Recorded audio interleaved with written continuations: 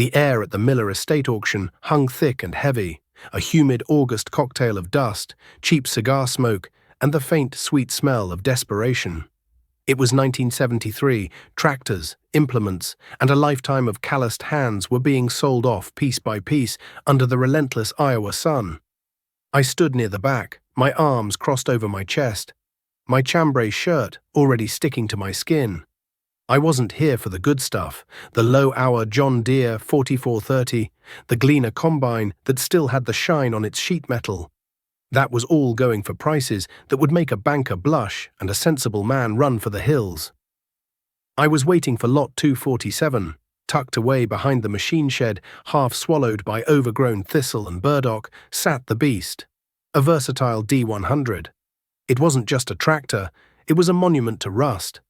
One of the first articulated four-wheel drives the company had ever cobbled together back in the mid-60s. It had no cab, just a simple seat on a pedestal, exposed to the elements. The dual tires on all four corners were mismatched, cracked, and weather-checked to the point of comedy. The hood panels were long gone, leaving the Cummins V8 engine naked to the world, its valve covers and intake manifold baked into a single indistinguishable lump of grease and dirt. The faded red paint had surrendered to a deep, scaly orange patina years ago. The auctioneer, a fast-talking man named Henderson, with a voice like gravel in a coffee can, was working his way through the hay rakes. I felt a presence beside me and didn't have to look to know who it was. The smell of new denim and overly confident aftershave gave him away. Well, Earl Miller, Richard Thompson said, his voice dripping with the kind of smug pity only a neighbor's son can perfect. Didn't figure I'd see you here. Thought you'd be at home polishing that old 4020 of yours. I kept my eyes on the auctioneer. Came to see the show, Rich. The show? He chuckled, a short, sharp sound. The show was last week when my new Steiger Panther II was delivered. Four-wheel drive, duals all around, 300 horsepower, air conditioning, AM/FM radio. Now that was a show. This, he gestured dismissively at the proceedings, this is just a funeral. I didn't say anything. Rich's father had co-signed on a note at the bank that was the talk of the county. He'd leveraged their paid-for 320 acres to buy the adjoining section and the new equipment to farm it. He was 24 years old and commanding a fleet that men twice his age only dreamed of. He saw it as ambition.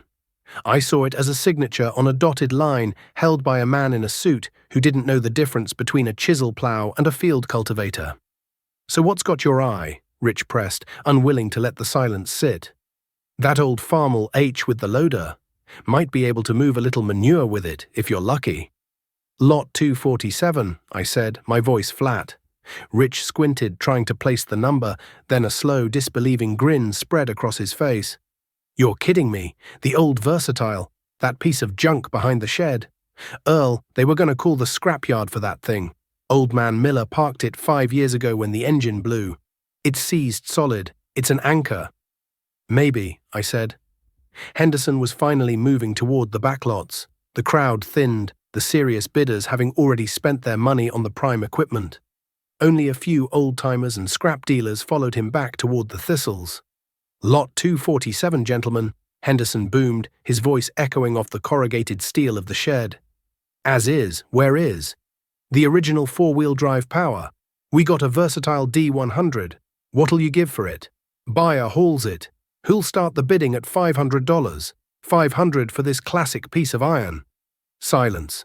The scrap dealer, a greasy fellow named Sal, spat a stream of tobacco juice near the front tire. He shook his head. $500 is what I'll get for it at the shredder, Sal grumbled, and I gotta haul it 30 miles. $200 then, Henderson countered, not missing a beat. $200 to start it. $200. Again, silence. The old-timers just shook their heads, murmuring about what a shame it was. Rich was laughing openly now, a full-throated laugh that made my jaw clench. Come on, Earl, he stage-whispered. Here's your chance to get into the four-wheel drive game. You and me will be the kings of the county. I ignored him. My father, before he passed, had taught me two things. First, debt is a cage, its bars forged by a banker's pen. Second, look at the bones of a machine, not the skin. I had crawled under that Versatile a week before the auction. The frame was solid, heavy-duty channel iron that made modern tractors look like they were built out of tin foil. The differentials and planetaries were massive, overbuilt for the horsepower. And the engine, a Cummins V504, was a known quantity. It was a dog in the trucking world, but in a tractor, geared down and running at a steady RPM, it was a torque monster. If you could get it running. $100, Henderson pleaded, his face getting red. Somebody give me $100 for it. Sal the scrapper held up a single grimy finger. 100. I've got 100, Henderson crowed, relieved. Now who'll give 150? 150? 200, I said, my voice clear and steady. Every head turned to look at me. Rich's laughter died in his throat, replaced by a look of sheer, unadulterated shock. Sal the scrapper glared at me, then looked back at the tractor as if trying to see what he'd missed. I've got 200 from Mr. Miller, Henderson shouted, a new energy in his voice. Now 3. Who'll give 3? Sal shook his head and backed away, muttering about fools and their money. Rich just stared at me, his mouth slightly agape. 200 once, 200 twice. Henderson looked around, his eyes locking with mine. Sold. For $200 to the man with more guts than sense. A few people clapped weakly, more out of politeness than anything else. Rich finally found his voice. $200. Earl, you just bought yourself the most expensive lawn ornament in the state of Iowa. I walked over to the auctioneer's clerk, pulled 4 $50 bills from my wallet, money I'd earned from baling hay for neighbors, and got my receipt. I didn't look at Rich. I didn't need to. I could feel his eyes on my back, burning with a mixture of amusement and contempt. He thought I was a fool. The whole county would think I was a fool. Maybe I was. But as I walked toward that mountain of rust, I felt a familiar thrill. It was the same feeling my father had, the feeling of seeing potential where everyone else saw garbage. Getting it home was an ordeal in itself. I had to pay a neighbor with a winch truck $20 to drag it out of the weeds and onto a lowboy trailer I'd borrowed. The tires groaned in protest, and one of them finally gave up the ghost, shredding itself with a loud pop and leaving a trail of rotten rubber across the yard. We chained it down, and the whole way back to my farm, I could see people in their cars slowing down to gawk at the monstrosity I was hauling. I had it unloaded next to my workshop, a modest cinder block building my grandpa had built in the 40s. It listed slightly to one side where the tire had blown, looking even more pathetic and forlorn than it had at the auction. The sun was setting, casting long shadows across the yard. The air was cooling, carrying the scent of cut alfalfa from the field across the road. I stood there for a long time, just looking at it. $200. It was a gamble, but it was my gamble, not the bank's. Now, before I tell you what I found when I finally put a wrench on that old Cummins V8, I need to ask you folks listening a question. Have you ever bought a piece of equipment, a car, a tool, anything that everyone else called junk? Something that your friends, your family, your neighbors all told you was a waste of time and money, but you knew deep down in your gut that it had good bones and a second life left in it? Let me know in the comments below. I read every single one, and I'd surely like to hear I'm not the only stubborn fool out there. The next morning, I was out there before the dew had burned off the grass. The first order of business was to figure out why it had been parked. Engine blew, Richard said. That could mean anything from a thrown rod to a bad injector. I started simple. I put a long breaker bar on the crankshaft pulley bolt at the front of the engine. I leaned into it, putting all my 200 pounds behind it. Nothing. It was seized up tighter than a banker's fist on a foreclosure notice. This was the moment of truth. If a rod had gone through the side of the block or the crankshaft was snapped, I'd just bought $200 worth of scrap iron. I spent the better part of the day pulling the injectors, pouring a mixture of diesel fuel and Marvel mystery oil into each cylinder to soak. I let it sit overnight, hoping the concoction would work its way past the piston rings and free whatever was stuck. While it soaked, I dealt with the tires. 3 of them held air, barely. The 4th was a lost cause. I drove my pickup into town and made my way to the old co-op tire shop. Behind the shop was a pile of used tractor tires, a graveyard of rubber. I spent an hour digging through the pile, sweat stinging my eyes, until I found what I was looking for: a used 18.434 tire with about 20% tread left. It wasn't pretty, the sidewalls were checked, but it didn't have any major breaks. The old man who ran the shop charged me $10 for it, another $20 to mount it on the rim. $40 in, and I still didn't know if the engine would ever turn again. That night, I couldn't sleep. I kept thinking about Rich's new Steiger, its paint gleaming under the yard light, the quiet hum of its big diesel, a symbol of modern, efficient farming. Then I'd think of my Versatile, dark and silent in the yard, a relic from another time. The coffee shop talk would be starting already. Heard Earl Miller bought that old Miller junker. Threw his money right down a rat hole. They weren't bad people, just men who saw the world in terms of profit and loss, new versus old. My father had been the same way as me, always fixing, always patching, always avoiding a loan. They called him eccentric. Now they were calling his son a fool. The next day I went back to the breaker bar. I put a 4-foot cheetah pipe over the handle and leaned into it again. For a moment, nothing. Then, with a groan that seemed to come from the very soul of the machine, it moved. Just a fraction of an inch, but it moved. A wave of relief washed over me. It wasn't a thrown rod. It was stuck, but not catastrophically broken.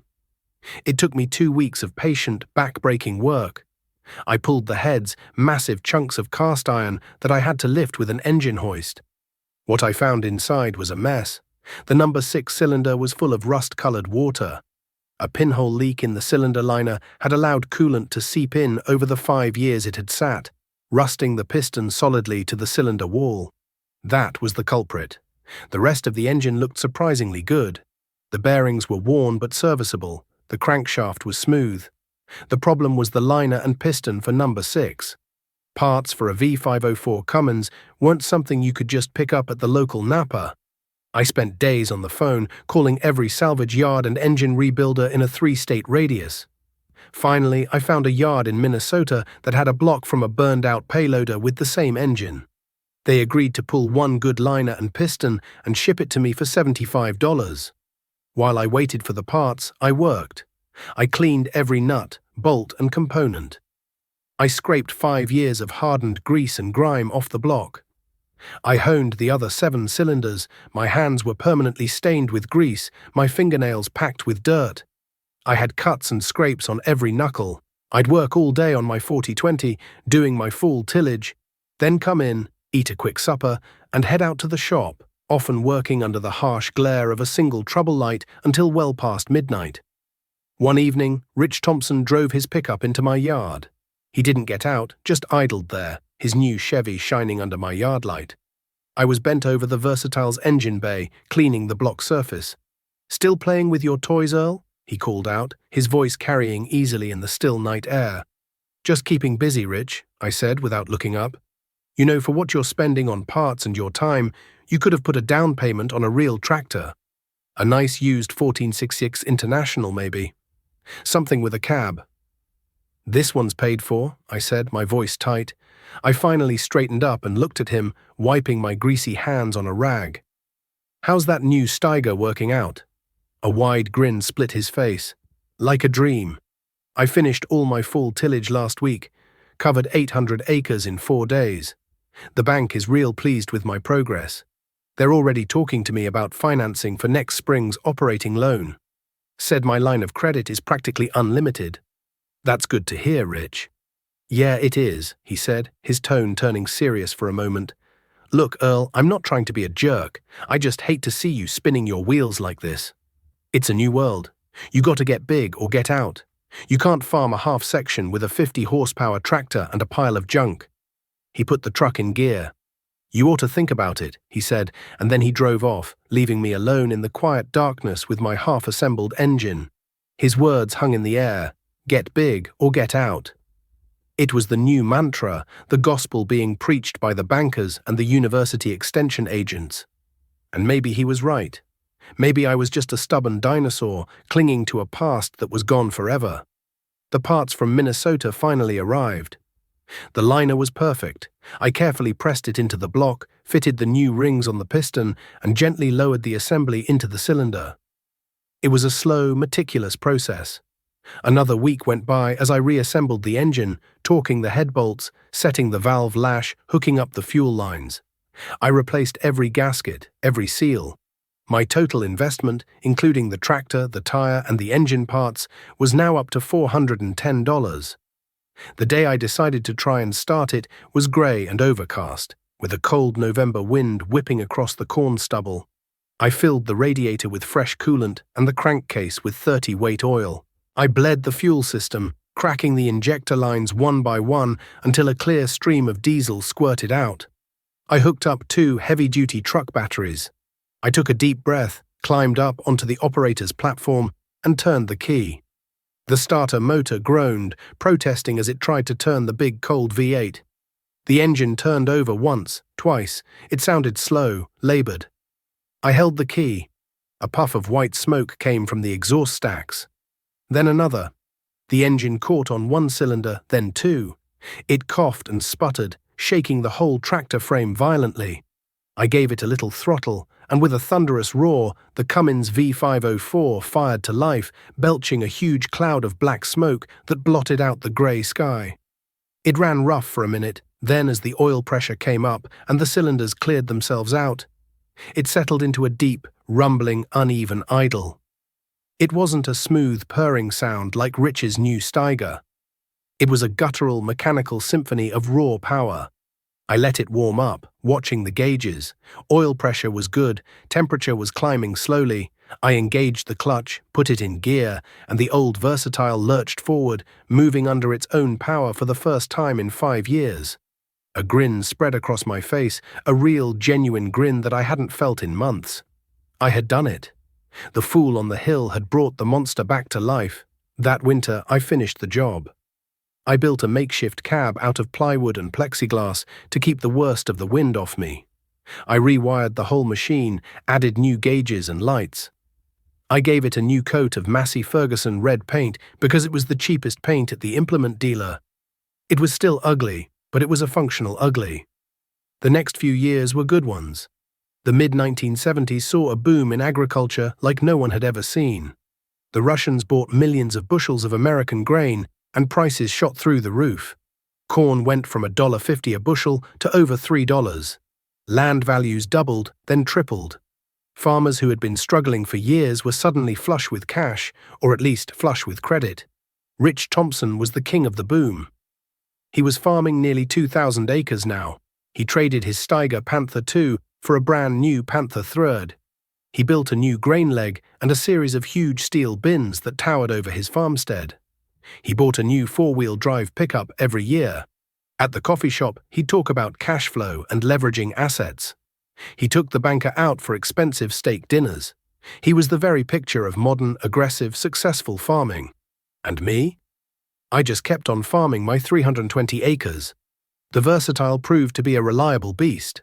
It pulled my 24-foot chisel plow and 30-foot field cultivator with ease, allowing me to get my field work done in a fraction of the time it took with the old 40/20.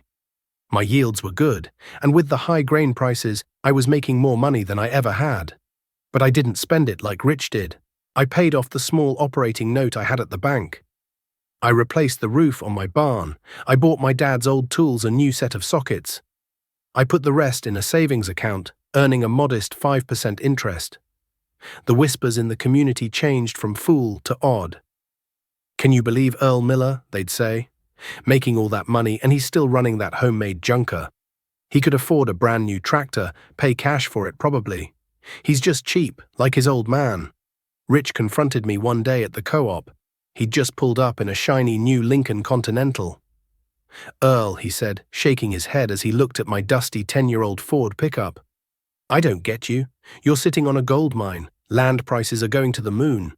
You could borrow against your equity, buy out old man Peterson next door. He's ready to retire." "I'm happy with what I've got, Rich," I told him. "Happy doesn't pay the bills," he scoffed. "You have to grow. The bank is practically giving money away. My operating loan this year is at 7%. 7. It's free money. You're a fool if you don't take it." I just nodded. Maybe so, Rich. Maybe so. But I couldn't shake a feeling of deep unease. It all felt too easy, too good to be true. I'd listened to the news on the radio at night. The reports weren't about grain prices anymore. They were about inflation. The price of oil was skyrocketing. The Federal Reserve was talking about tightening the money supply. In town, the banker who used to greet me with a smile now just gave me a curt nod. He was too busy handling big accounts like Rich's. One afternoon in the late fall of 1979, I was in my shop, changing the oil on the Versatile. The radio was on, playing softly in the background. A news bulletin interrupted the music. The Federal Reserve Chairman, a man named Paul Volcker, had just announced a massive hike in the prime interest rate to fight inflation. I didn't understand all the financial jargon, but I understood the number they quoted. The prime rate was now over 15%. A cold dread settled in the pit of my stomach.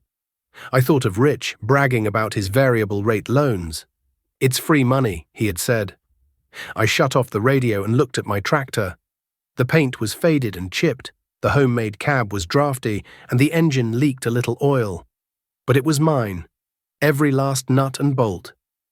As the autumn wind rattled the tin roof of the shop, I knew with a certainty that chilled me to the bone that the party was over, and a hell of a bill was about to come due. The first sign, the first real tremor that shook the foundations of Rich Thompson's empire, came not from the bank, but from a puff of blue smoke. It was the spring of 1980. I was planting beans in the field that bordered his property, the old Versatile chugging along at a steady 4 miles an hour, pulling the 12-row planter I'd bought for cash at a farm sale. Across the fence line, Rich was working ground with his Steiger Panther III and a massive 40-foot field cultivator, moving at twice my speed, a rolling cloud of dust in his wake. Then I saw it. A plume of blue-grey smoke from his exhaust stack, a color that always means an engine is eating something it shouldn't. The powerful roar of his turbocharged diesel faltered, replaced by a sick metallic clatter that carried across the field. The big green tractor coasted to a stop. I watched as Rich jumped down from the cab, his body language radiating pure fury. He kicked one of the massive dual tires, a gesture of helpless rage I knew all too well. I finished my pass and drove the Versatile over to the fence. Rich had the hood side panel off and was staring into the engine compartment, his hands on his hips. "Trouble?" I called out. He looked up, his face grim. Turbo went out. Took half the engine with it by the sound of it. He ran a hand through his hair, leaving a greasy streak. "This is the third time. The third damn time this year this thing has left me stranded. The dealer said they upgraded the parts. Upgraded the price is what they did. A new turbocharger and an in-frame engine overhaul on a tractor that size wasn't a job for a farm shop. It meant a service call, specialized tools, and a bill that would run into the thousands. For me, an engine problem meant a set of wrenches, a few days of my own time, and maybe $100 in parts. For Rich, it meant a crippling loss of time during the most critical week of the planting season and a bill that would have to be rolled into his already massive operating loan. "Banker's been calling," he said, more to himself than to me. "Wants to review my cash flow projections in light of the new interest rates." I told him the cash flow's just fine as long as this $15,000 piece of junk keeps running. He gestured vaguely at the silent Steiger. The confidence was gone from his voice, replaced by a brittle defensive edge. That summer, the sky turned against us. A high-pressure dome settled over the Midwest and refused to budge. The rain simply stopped. Day after day, the sun beat down from a hazy white sky. The corn, which had looked so promising in June, began to curl its leaves inward by midday, a desperate attempt to conserve moisture. The soybeans stopped growing, their leaves turning a dusty pale green. Ponds dried up, their muddy bottoms cracking into intricate patterns like ancient pottery. The air was thick with the smell of baked earth and withered crops. My old Versatile sat idle in the shed. There was no cultivating to do, no weeds to kill. They had already been vanquished by the heat. I spent my days patching the barn roof and fixing fence, my mind constantly on the sky, praying for a cloud that wasn't just a cruel mirage. My crops were suffering, but my expenses were low. The tractor wasn't burning fuel, the planter wasn't wearing out its disc openers. The drought was a blow, but it wouldn't be a fatal one. For Rich, it was a catastrophe. He had hundreds of acres of thirsty corn, each acre representing a huge investment in seed, fertilizer, and chemicals, all of it bought with the bank's money. To save his crop, he invested in a massive traveling irrigation rig, a long pipeline on wheels that crawled across his fields, sucking water from a deep well he'd paid a fortune to have drilled. The rig was powered by a huge diesel engine that ran 24 hours a day, 7 days a week, burning fuel at a rate that made me wince just thinking about it. The price of diesel had nearly doubled in the last year. He was pouring money onto the ground just to keep his investment from turning to dust. I saw him one evening at the gas station in town filling up 2 55-gallon drums in the back of his pickup. He looked gaunt, his face etched with lines of worry that hadn't been there 6 months before. The confident swagger was gone, replaced by the harried movements of a man stretched to his breaking point. "It's like trying to fill a bathtub with a teaspoon," he said, not even bothering with a greeting. "The corn drinks it up as fast as I can put it on. Every time that engine turns over, I can just hear the cash register ringing at the bank." He slammed the nozzle back onto the pump. "And for what? The price of corn is dropping. The damn president put an embargo on grain to Russia. We've got a bumper crop sitting in the bins from last year that we can't sell, and this year's crop is burning up in the field. It makes no sense." He was right. It made no sense. The pillars of his world, rising prices, cheap credit, predictable weather, were all crumbling at once. His modern high-tech operation was perfectly designed for a boom, but it was exquisitely vulnerable to a bust. It was a finely tuned race car, and the track was washing out from under it. My old Versatile, by contrast, was like a stubborn mule. It wasn't fast or pretty, but it was sure-footed, and it didn't need much to keep going. The drought broke in late August, not with gentle, soaking rains, but with a ferocious thunderstorm that tore across the plains. The wind flattened what was left of Rich's irrigated corn, and the rain came down in torrents, washing precious topsoil from his meticulously tilled fields into the ditches. My fields, with their healthier covering of soybean canopy, held the soil better. The storm was the final insult. The harvest of 1980 was a disaster for everyone. But for those who had bet the farm on high yields and high prices, it was the beginning of the end. The cracks in Richard Thompson's empire were no longer just visible. They were splitting wide open. The winter of 1981 was when the silence began. It was a cold, bitter season, and the mood in the county was just as bleak. The talk at the coffee shop was no longer about new equipment or record yields. It was about interest rates. The number was always spoken in a hushed, fearful tone. 18%. 20. 21. Men who had signed variable rate notes at 7% just a few years earlier were now facing rates that were impossible to pay.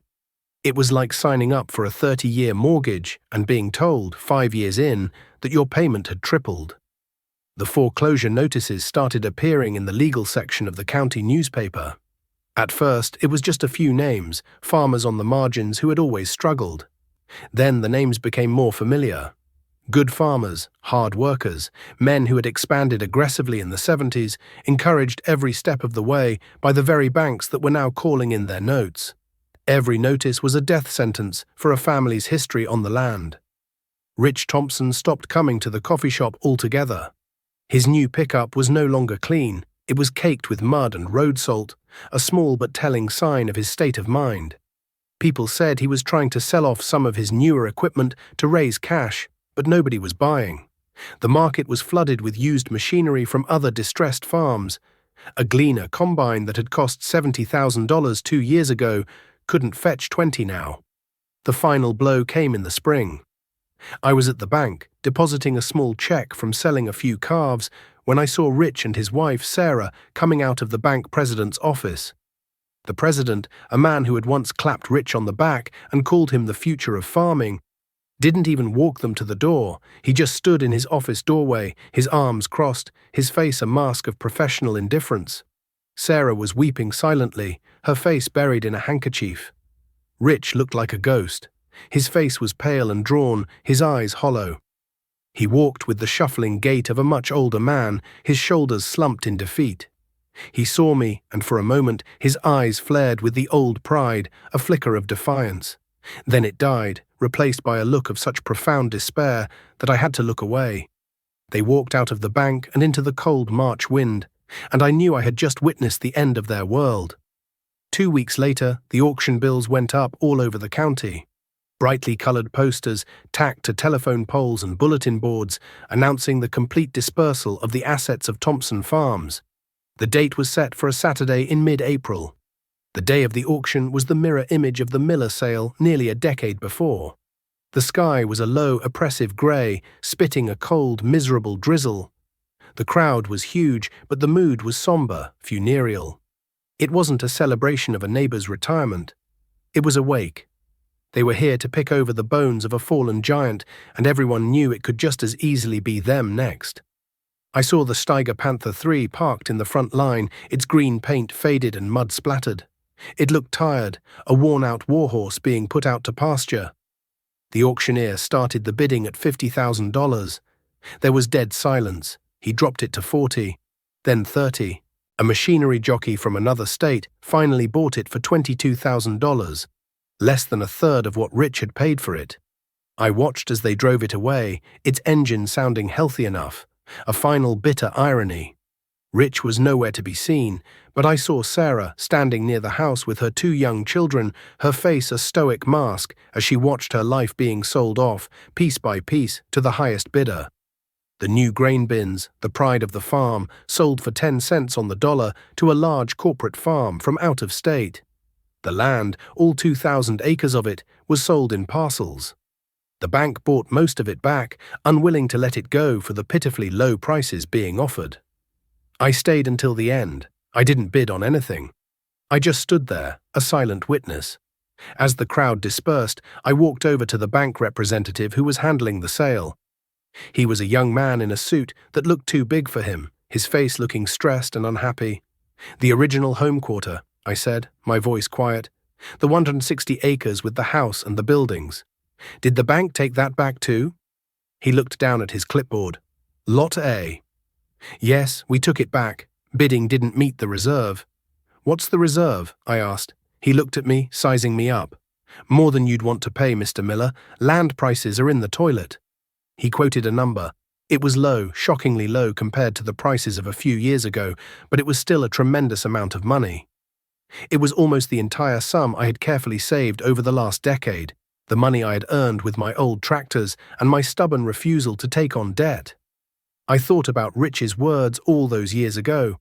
Get big or get out. He had gotten big, and now he was out. I had stayed small, and I was still here. It wasn't triumph I felt. It was a deep, aching sorrow for him, for his family, for all the families being torn apart by this crisis. "I'll take it," I said. The banker's head snapped up. "What?" "I'll pay your price, cash." I said the word, and it felt solid, real. It was a word he probably hadn't heard in months. His expression changed from harried disinterest to sharp focus.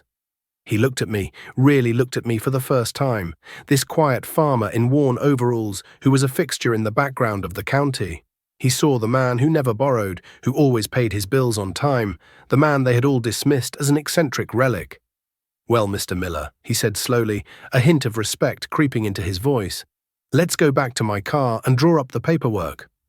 I didn't move into the Thompson house. It wouldn't have felt right. I had the deed, but in the unwritten law of the land, it was still their home. I found Rich a week later. He was staying with his wife's parents in a small house in town. He'd gotten a job driving a truck for the county, maintaining roads. I found him on a gravel road a few miles from our farms, running a road grader. I pulled my pickup over and waited for him to finish his pass. He shut the big machine down and climbed out, wiping grease from his hands with a rag. He looked tired, but the hollow despair in his eyes had been replaced by a kind of weary resignation. He avoided my gaze. "Heard you bought the home place," he said, his voice rough. "I did," I said. He finally looked at me, his jaw tight. "Come to gloat, Earl. Come to tell me you told me so?" "No, Rich," I said softly. "I came to offer you a job." He stared at me, confused. "A job? I've got a job." "Not this kind of job," I said. "I own the land, but I can't be in 2 places at once. I need someone to run that farm, someone who knows every rock and every low spot in those fields. Someone who loves that place. I'll take a standard crop share, just like any other landlord. You live in the house, you use the buildings. You farm it like it's your own. Because it should be. He stood there for a long time, the prairie wind whipping his hair. His Adam's apple bobbed as he swallowed hard. He looked out over the fields, the land his grandfather had broken with a team of horses. His shoulders started to shake, and he turned away from me, but I could see the tears running down his weathered cheeks. He wasn't crying for what he had lost. He was crying for what he hadn't. "Why, Earl?" he finally managed to ask, his voice choked with emotion. "After everything, after how I treated you." I thought for a moment, looking at my own calloused hands on the steering wheel of my old truck. "Because my dad always said a neighbor is worth more than a new tractor," I said, "and because nobody should have to lose their home. We'll make it work, Rich. Together." And we did. The 80s were lean years, but we survived. Rich was a changed man. The arrogance was gone, replaced by a quiet humility and a fierce work ethic. He farmed that 160 acres with a passion I'd never seen before, using older, smaller equipment he bought for pennies on the dollar at other farm auctions. We helped each other, sharing machinery, sharing labor. When his planter broke down, I'd come over with mine. When my old Versatile needed a new clutch, he was there beside me in the shop, his hands as greasy as mine, helping me pull the transmission. The community changed too. The gospel of get big or get out had failed them. They had seen its disastrous conclusion firsthand. The men who survived were the ones like me, the ones who had been cautious, who had avoided debt, who knew how to fix their own machinery. My reputation as an eccentric fool slowly transformed into something that felt a lot like respect. They started calling me for advice, asking me to look at a piece of used equipment before they bought it. Years passed. The farm economy slowly healed. My son David grew up grease-stained and curious, always at my elbow in the shop. He never knew the boom times, only the quiet, steady work of making a living from the land.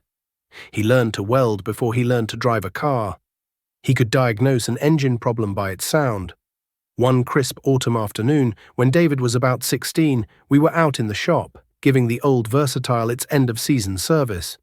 It was almost 30 years old now, the Massey Ferguson red paint faded to a dull pink. The plywood cab patched and repaired a dozen times, but the Cummins V8 still fired up with that same guttural roar. "Dad," David said as he tightened a grease fitting on the articulation joint, "why have we never bought a new tractor? I mean, a real one, with a nice cab and air conditioning and a radio that works."